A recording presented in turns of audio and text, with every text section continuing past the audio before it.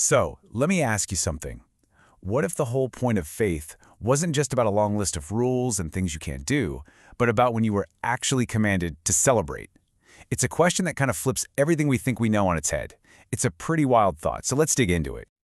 We're about to dive into this idea from the Hebrew Scriptures that might just change how you see God. The idea of God not just as some distant lawgiver, but as the ultimate party planner. Seriously, that's why we're calling this whole thing the God of Parties. All right, so where does an idea like this even come from?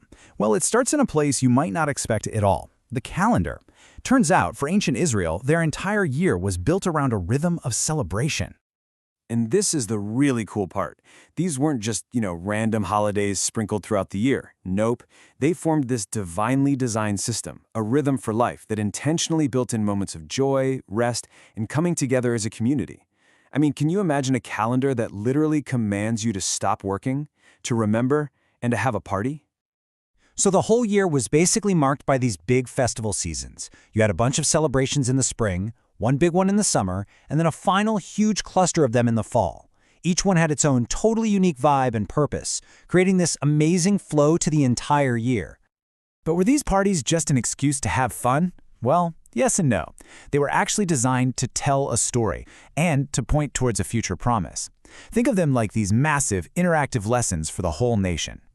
And this is what made them so powerful. This wasn't about some dry lecture you had to sit through. No way. You learned the story by doing it. You ate specific foods, you performed specific actions, and you engaged with these powerful symbols. It was a full-body, sensory experience that just burned the story deep into your memory. Okay, take Passover, for example. It's such a perfect picture of this. The activity? It's a family meal. But every single thing on that plate tells a piece of the story. The bitter herbs, they remind you of the bitterness of slavery. The flat, unleavened bread, it speaks of having to escape in a hurry. And then you have the main symbol, the spotless lamb, which physically represents the idea of a substitute saving the family from death. It's a story you can literally taste and touch. Or check out the Day of Atonement. Now, this was a much more serious, solemn day, but it was just as symbolic. You've got this incredible drama playing out with two goats. One is sacrificed, symbolizing that sin has a cost and that cleansing is needed. But then the other one, the scapegoat, has the sins of the people symbolically placed on it before it's sent out into the wilderness, physically carrying away the guilt. It's this unbelievable visual demonstration of renewal for the entire nation. So you see all these powerful, physical stories, right? These repeated patterns of rescue, cleansing, and provision. But here's the twist. According to the New Testament writers, all of these festivals, they were just the dress rehearsals. They were all pointing forward to one ultimate performance, one final fulfillment. And this is it. This is the big aha moment where everything just clicks into place. The central claim that connects all these ancient parties to the story of Jesus is that every symbol, every ritual, every single celebration finds its ultimate meaning and completion in Him. So how does that actually work? Let's go back to that Passover lamb. The promise was that the blood of a perfect lamb would save a family from death. Well, the fulfillment, according to the Apostle Paul, is that Jesus becomes the ultimate Passover lamb, sacrificed once for everyone. The symbol becomes the reality. And you see the exact same pattern with the Day of Atonement. The promise involved a human high priest going into the holiest place on earth once a year with the blood of an animal. The book of Hebrews argues the fulfillment is Jesus, who is both the perfect high priest and the perfect sacrifice, entering heaven itself to secure a permanent, once-and-for-all forgiveness. And what's wild is that this pattern just keeps going through all the other feasts. The Feast of First Fruits, celebrating the very first bundle of the harvest. Well, that points to Jesus' resurrection as the first fruits of a much bigger resurrection. Pentecost, the big wheat harvest festival, that finds its fulfillment when the Holy Spirit is poured out on God's people, a massive spiritual harvest.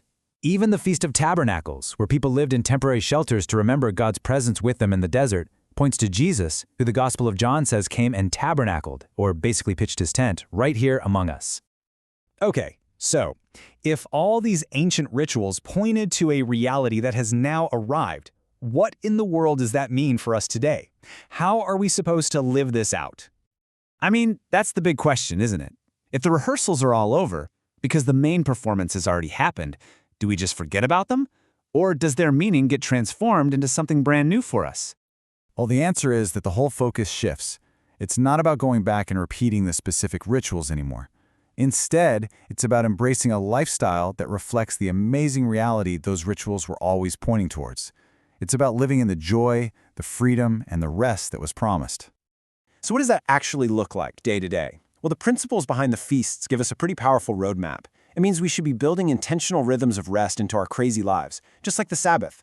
It means we should celebrate our own stories of rescue, just like Passover. It's about offering God the first fruits, the best of our time, our energy, our resources, and walking around with the confidence of someone who has been totally forgiven. And maybe most of all, it's about living Jubilee lives, lives marked by releasing people from debts, forgiving freely, and working to restore what's broken.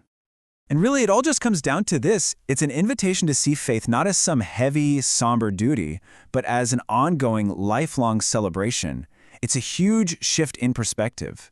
And maybe it leaves us with a new question to ask ourselves. Are we living like we're the children of the God of parties?